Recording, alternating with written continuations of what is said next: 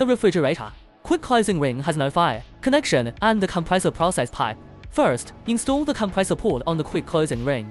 Then install the copper tube. Drip an appropriate amount of sealing liquid into both ends. Shake the internal sealing liquid evenly up, down, left, and right, and then place the two rings at the connection body port.